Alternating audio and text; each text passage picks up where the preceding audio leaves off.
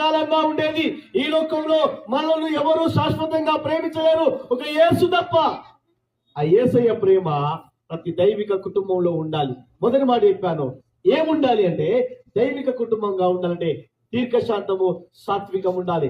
రెండవ మాట ప్రేమ కలిగి ఉండాలి. ఆమేన్ చెప్పండి. ఆమేన్ హల్లెలూయా హల్లెలూయా.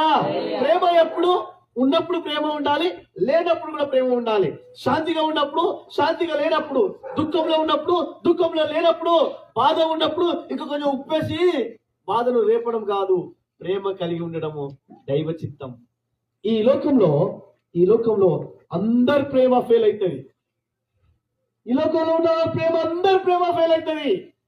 ఒక దేవుడి ప్రేమ శాశ్వతమైన ప్రేమ, ఒక దేవుడి ప్రేమ ఎప్పుడూ ఆరిపోని ప్రేమ ఆయన మన చూపించాడు. కాబట్టి మన కుటుంబంలో కూడా దైవిక కుటుంబం